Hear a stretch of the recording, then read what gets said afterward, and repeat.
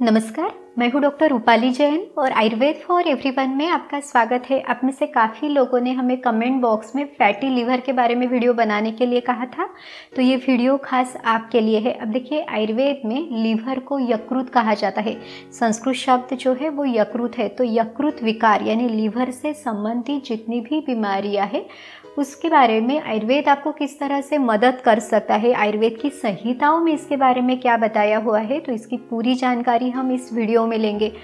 अब इसमें कोई भी शॉर्टकट मेथड हो या फिर सिर्फ कोई एक घरेलू उपचार या जो होम रेमेडीज़ है वो करने से आपको फ़ायदा नहीं होने वाला, तो इसके लिए प्रॉपर प्लान करना ज़रूरी है। लाइफस्टाइल में चेंजेस करना ज़रूरी है। इन चेंजेस को हम 4 पार्ट्स में कैटेगराइज कर सकते हैं। इसमें सबसे पहला है प्रिवेंशन, सेकंड है नेचुरल बॉडी डिटॉक्स, थर्ड है Ayurvedic diet guidance and home remedies और फोर्थ है आयुर्वेदिक ट्रीटमेंट। तो हमें इन चारों की पूरी जानकारी होना बहुत ज़रूरी है, तभी हम अपने लीवर को हमेशा हेल्दी बनाए रख सकते हैं और बीमारियों से खुद का बचाव कर सकते हैं। यहाँ तक कि अगर कोई बीमारी है तो उसे भी ठीक कर सकते हैं। तो इसकी पूरी जानकारी हम इस वीडियो में लेंगे। पूरी जानकारी के लिए हमारे साथ बने रहिए। और अगर आप चैनल पर नए हैं, अपने चैनल को सब्सक्राइब नहीं किया है, तो आयुर्वेद की सही जानकारी के लिए चैनल को सब्सक्राइब भी ज़रूर कीजिए। मॉडर्न साइंस के अनुसार जो फैटी लीवर है, इसमें ये अल्कोहलिक फैटी लीवर या फिर नॉन अल्कोहलिक फैटी लीवर, इस तरह से 2 प्रकार का है। तो अब इसमें ये जो नॉन अल्कोहलिक फैटी लीवर है, ये एक तरह का लाइफस्टाइल डिसऑर्डर है। यानी अगर हम जीवन शैली से संबंधित अगर हमारा खान पान है या शारीरिक क्रियाएं है तो वो सही नहीं है, तो उसके कारण होने वाला ये डिसीज़ है। अब देखिए, काफ़ी सारे लोग जिनको ऑलरेडी फैटी लीवर है लेकिन वो असिम्टोमेटिक रहते हैं, यानी कोई लक्षण नहीं दिखते। काफ़ी बार जैसे वो एनुअल चेकअप कराते हैं या किसी कारण से अल्ट्रासाउंड कराते हैं तो पता चलता है, लेकिन कुछ लोगों में सिम्टम्स यानी लक्षण भी रहते हैं, जैसे कि भूख ना लगना, खाना खाने का मन न करना, या फिर बहुत ज़्यादा थकान लगना, फटीग जैसे रहना, या फिर किसी में वेट गेन होना या वेट लॉस होना। कुछ लोगों में ये भी रहता है कि वेट लॉस होता है लेकिन पेट पर चर्बी दिखाई देती है, या फिर पेट में बहुत फूला हुआ सा एक फीलिंग रहता है, डिस्कम्फर्ट या हल्का सा दर्द। तो इस तरह के लक्षण भी कुछ लोगों में दिखाई देते हैं। आयुर्वेद की संहिताओं में सबसे ज़्यादा जो इम्पोर्टेंस दिया गया है वो दिनचर्या और ऋतुचर्या को दिया गया है। दिनचर्या यानी हमारा डेली रूटीन कैसा हो, या फिर ऋतुचर्या यानी सीजन चेंज होने पर हमने खान पान में या शारीरिक क्रियाओं में क्या बदलाव करने हैं, तो इस पर प्राइमरी फोकस किया हुआ है। अगर हमें हमेशा स्वस्थ रहना है, बीमारियों से बचना है, तो दिनचर्या और ऋतुचर्या को फॉलो करना बहुत ज़रूरी है। और जो अगर किसी में ये सब फॉलो करने के बाद भी बीमारियाँ होती है तो जो ट्रीटमेंट दी जाती है वो हमेशा सेकेंडरी बताई हुई है। तो इस तरह दिनचर्या और ऋतुचर्या सबसे पहली बताई जाती है। इसके बारे में हमने ऑलरेडी डिटेल वीडियो बनाए हुए हैं, तो वो वीडियोस भी आप देख सकते हैं। उन वीडियोस की लिंक भी डिस्क्रिप्शन बॉक्स में है। आयुर्वेद की दिनचर्या फॉलो करते समय अगर हम कुछ थंब रूल्स भी फॉलो करते हैं तो प्रिवेंशन और ट्रीटमेंट इन दोनों में ये फ़ायदेमंद है और ये बहुत इजी है। तो सबसे पहला जो नियम है वो सोने और उठने का सही समय, क्योंकि आयुर्वेद में इसका बहुत इंपॉर्टेंस दिया हुआ है। अगर हम समय से सोते हैं और समय से उठते हैं तो हमारे शरीर में वात, पित्त, कफ ये तीनों दोषों का बैलेंस रहता है, यानी इसका जो समतोल है वो बना हुआ रहता है। लेकिन अगर हम रात को लेट सोते हैं तो शरीर में वात और पित्त दोष बढ़ता है। वहीं अगर हम सुबह लेट उठते हैं तो कफ दोष भी बढ़ता है। तो इस तरह से तीनों दोषों का इम्बैलेंस होता है। और साथ ही में जैसे कि अगर नींद हमारी प्रॉपर हुई तो उस समय पे खाने का पचन भी अच्छे से हो जाता है। लेकिन वही अगर ये नींद डिस्टर्ब है या कम है तो जो भी आपने खाया है, डिनर जो आपने लिया है, उसका सही से पचन नहीं होगा और फिर इसमें अग्नि की भी विकृति होगी। तो इस तरह से एक छोटे से नियम से हम दोषों का बैलेंसिंग और अग्नि को प्राकृत बनाए रख सकते हैं। शाम का खाना हमेशा सूर्यास्त तक ले, यानी मैक्सिमम 7 या 7:30 बजे तक आप आपका शाम का खाना ले ताकि इसका सही से पचन हो। अगर हम खाना लेट खाते हैं तो अभी उसको पचाने वाला जो अग्नि है वो मंद है, तो इसका प्रॉपर डाइजेशन नहीं होगा और फिर उसके बाद दूध भी पी लिया और फिर जल्दी सो गए तो फिर ये जो समय इस डाइजेशन के लिए मिलना चाहिए तो वो ठीक से नहीं मिलेगा, इसका डाइजेशन प्रॉपर नहीं होगा और फिर ये जो फूड गया है डाइजेस्ट होने की जगह वो डिपॉजिट होगा, मेटाबॉलिज्म को स्लो करेगा करेगा, बॉडी में फैट डिपोजिशन को बढ़ाएगा, फिर वेट गेन करेगा, या फिर कोलेस्ट्रॉल है, फैटी लिवर है, तो इस तरह की एक पूरी चेन इसमें तैयार होगी। तो अगर हमें सबसे आखिर में जाके फिर मेडिसिन लो या फिर उसके बाद लाइफस्टाइल में चेंजेस करो, तो इससे सबसे इजी काम ये है कि हम शुरू से ही जो भी आयुर्वेद हमें रिकमेंड कर रहा है, जो दिनचर्या में ये रूल्स बताए हुए हैं, तो अगर हम उसको फॉलो करते हैं तो ये जो पूरी डिसीज़ प्रोसेस है वही हम प्रिवेंट कर सकते हैं।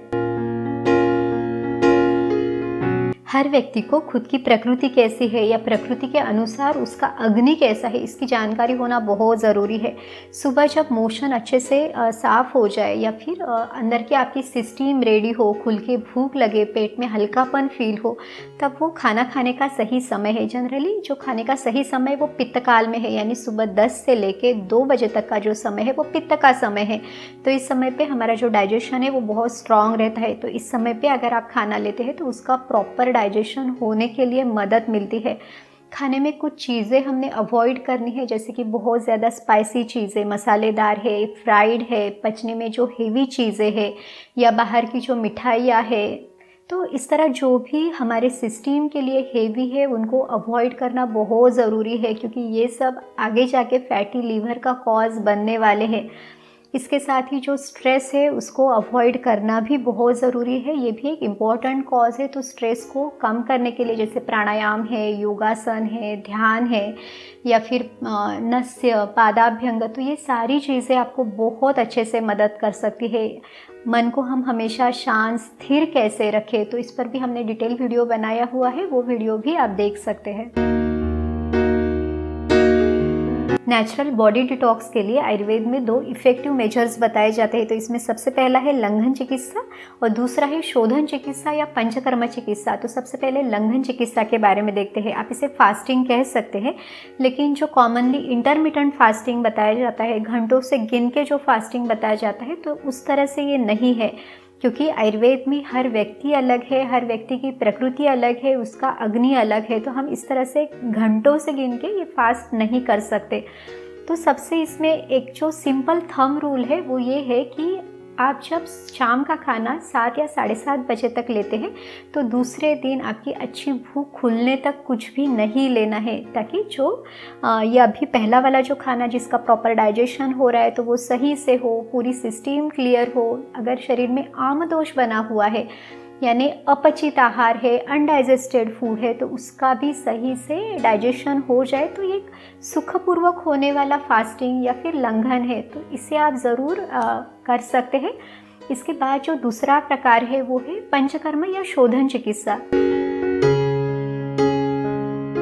पंचकर्म यानी इसमें 5 कर्म या 5 क्रियाएं हैं। ये है वमन, विरेचन, बस्ती, नस्य और रक्त मोक्षण।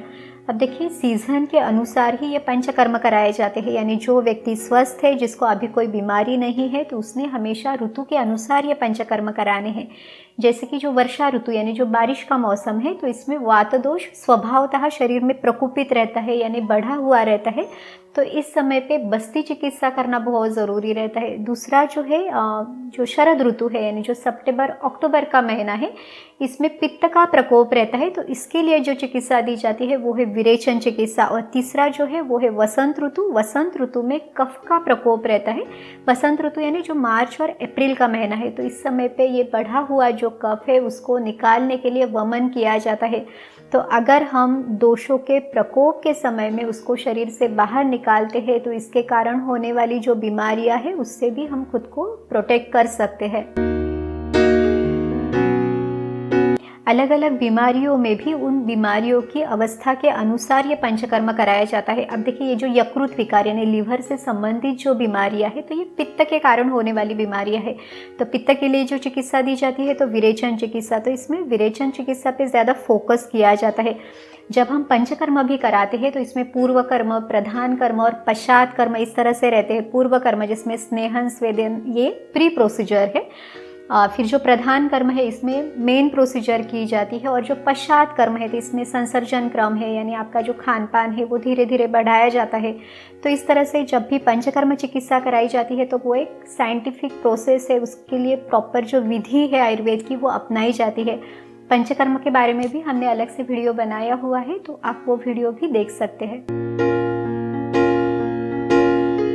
चलिए अब देखते हैं कि लीवर से संबंधित बीमारियों में आयुर्वेद हमें किस तरह का खान पान रिकमेंड करता है। तो इसमें लघु गुणात्मक यानी जो खाना पचने के लिए हल्का हो, इजी टू डाइजेस्ट हो, तो वही चीज़ें आयुर्वेद हमें रिकमेंड कर रहा है। क्योंकि यहाँ पे जैसे हमने देखा कि ये फैटी लीवर है, मेटाबॉलिज्म स्लो हुआ है, तो खाना अगर आप हेवी लेते हैं तो वो जल्दी से पचेगा नहीं, तो उससे जो डिसीज़ प्रोसेस है वो भी आगे जाएगी। इसीलिए ये लघु गुणात्मक होना चाहिए। दूसरा है कि ये तिक्त रसात्मक हो। तिक्त रस यानी जो कड़वे स्वाद की जो चीज़ें हैं वो आपने खाने में ज़रूर रखनी है। अब ये जो कड़वा रस है ये खून को साफ करने के लिए भी मदद करता है। दूसरा ये पित्त का शमन करने के लिए मदद करता है। तो जो भी यकृत विकार या प्लीहा विकार यानी स्प्लीन से संबंधित भी अगर कोई डिसीजेस है तो उसमें भी ये पित्त दोष जो है वो विकृत हुआ है, तो उस पित्त को शमन करने के लिए, उसको बैलेंस करने के लिए ये कड़वे रस की जो चीज़ें हैं वो देने के लिए आयुर्वेद में बताया हुआ है। इसके साथ दीपन करने वाली यानी जो हमारा जठराग्नि है उसको बढ़ाने वाली चीज़ें हमें खान पान में ज़रूर रखनी है। जिन लोगों का वेट ज़्यादा है या फिर जिनके शरीर में फैट डिपोजिशन ज़्यादा है तो वो लोग खाने में जो जौ की रोटी यानी जो बार्ली है तो वो ले सकते हैं, क्योंकि ये कफ को कम करने के लिए, मेद धातु को कम करने के लिए उनको हेल्प करेगी। यहाँ तक कि इसका जो लघु गुण बताए हैं, जैसे आयुर्वेद रिकमेंड कर रहा है कि खाना हल्का हो, तो वो ये जौ की रोटी ले सकते हैं। जिन लोगों में वेट लॉस हो रहा है लेकिन उनको लीवर से संबंधित समस्या है वो गेहूं की रोटी भी ले सकते हैं, लेकिन इसमें पराठा या पूरी ना ले, फुल्का जैसे आप ले सकते हैं। इसके साथ आप चावल भी ले सकते हैं, लेकिन जो चावल आप ले रहे हैं वो पुराना चावल हो। आयुर्वेद में जो ये ग्रेन्स बताए जाते हैं तो वो पुराना यूज़ करने के लिए बताए जाते हैं। कम से कम 1 साल पुराना चावल आपने लेना है। अगर आपको पता नहीं है कि ये चावल पुराना है या नहीं तो चावल को हल्का सा गर्म करके या भून के भी आप उसको यूज़ कर सकते हैं। इसके अलावा आयुर्वेद में जो लाल चावल है तो या फिर जो साठी चावल है वो इस्तेमाल करने के लिए बताया है। इसको जो पकाना है वो भी अपने प्रेशर कुकर में नहीं पकाना है, तो ओपन वेसल में उसको बिना ढके इसको पकाना है। उसमें पानी थोड़ा ज़्यादा डालना है और ये जो चावल का मांड है वो निकालने के बाद ही इस चावल का सेवन करना है। तब जाके ये जो चावल है वो पचने के लिए बहुत हल्का होता है। इसके साथ ही दालों में आप मूंग की दाल है या जो कुलथ यानी कुल्थी की दाल है वो आप इस्तेमाल कर सकते हैं। लेकिन जो चने की दाल है या छोले, चना, राजमा, तो ये जो दालें हैं वो पचने के लिए बहुत ज़्यादा भारी है, तो इनको अवॉइड करना है। सब्जियों में आप जो कड़वे स्वाद वाली सब्जियां हैं जैसे कि करेले की सब्ज़ी तो आप ले सकते हैं। हफ्ते में 2 बार आप करेले की सब्ज़ी बना के ले सकते हैं, या फिर जो सहजन यानी जो ड्रम स्टिक है उसकी सब्ज़ी आप बना के ले सकते हैं, या परवल है वो भी आप ले सकते हैं, या नॉर्मल जैसे कद्दू वगैरह की सब्जियां हैं वो आप इस्तेमाल कर सकते हैं। स्पाइसेस का इस्तेमाल भी आप कर सकते हैं, लेकिन उसको थोड़ा लिमिटेड रखें। बहुत ज़्यादा स्पाइसी या बहुत मसालेदार खाना नहीं लेना है, लेकिन नॉर्मली जो हम खाने में थोड़े स्पाइसेस डालते हैं वो आप इस्तेमाल कर सकते हैं। क्योंकि अग्नि को बढ़ाने के लिए, दीपन चिकित्सा के लिए भी ये जो मसाले हैं वो हमें मदद करते हैं। तो जैसे कि सौंठ है या अदरक है, जो हम हल्दी डालते हैं या जीरा पाउडर डालते हैं, तो ये सभी मसाले अग्नि को बढ़ाने के लिए, खाने को सही तरह से पचाने के लिए हमें मदद करते हैं। यहाँ तक कि खाने में जो छाछ है वो भी आप ले सकते हैं। दही आपने अवॉइड करना है, लेकिन छाछ आप ज़रूर ले सकते हैं।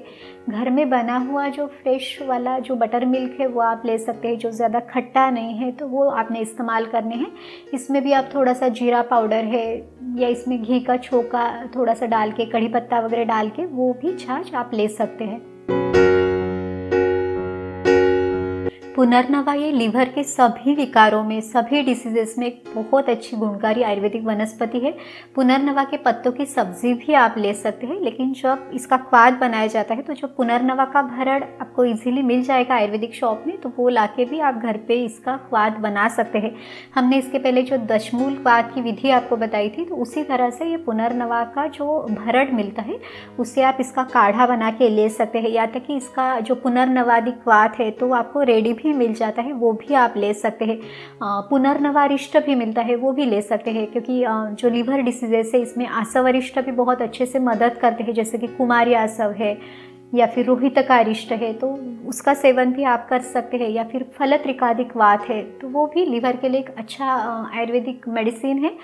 जब हम काढ़ों का सेवन करते हैं तो ये काढ़ों की जो मात्रा है तो वो लगभग 15 से 20 ml, आप दिन में 2 बार आप इसे ले सकते हैं। क्वाथ जब आप ले रहे हैं तो इसे प्रिफरेबली खाना खाने के पहले आपने लेना है। इसके साथ ही जैसे आंवला एक बहुत अच्छी औषधि है, तो आंवले का सेवन आप कर सकते हैं। आधा से 1 चम्मच दिन में 2 बार आप ले सकते हैं। भूमि अमल की भी एक बहुत अच्छी औषधि है, तो उसका इस्तेमाल भी आप कर सकते हैं। बहुत सारी अलग अलग औषधियाँ इस तरह की बीमारियों में बहुत अच्छे से मदद करती है, लेकिन इसको अंडर गाइडेंस लेना ज़्यादा उचित है, क्योंकि आपकी जो प्रकृति है या जो आपकी बीमारी की अवस्था है उसके अनुसार अगर आप आयुर्वेदिक चिकित्सक की सलाह से इसे लेते हैं तो आपको रिजल्ट भी जल्दी मिलते हैं। इसके साथ ही गोमूत्र भी इस अवस्था में एक बहुत अच्छी औषधि है, स्पेशली जिनमें वेट गेन बहुत ज़्यादा हुआ है या ओबेसिटी है, तो वो लोग गोमूत्र का सेवन भी कर सकते हैं। लेकिन गोमूत्र की जो तासीर है वो गर्म है, तीक्ष्ण उष्ण है, तो इसको बहुत संभाल के लेना ज़रूरी है। गोमूत्र के बारे में भी हमने अलग से वीडियो बनाया हुआ है, तो सही जानकारी के लिए आप वो वीडियो भी देख सकते हैं। इस तरह से आज के वीडियो में हमने फैटी लीवर या फिर लीवर से संबंधित जितनी बीमारियां हैं, या जिसे आयुर्वेद में यकृत विकार कहा गया है, तो इसके बारे में आयुर्वेद हमें क्या रिकमेंड करता है, आयुर्वेद की संहिताओं में इसके बारे में क्या क्या वर्णन दिया हुआ है, तो इसकी पूरी जानकारी हमने ली है। उम्मीद है ये जानकारी आपको मदद ज़रूर करेगी। अगर आपको ये वीडियो अच्छा लगा तो लाइक, शेयर और सब्सक्राइब कीजिए। फिर मिलेंगे अगले वीडियो में। आयुर्वेद को अपनाइए, स्वस्थ रहिए। नमस्कार।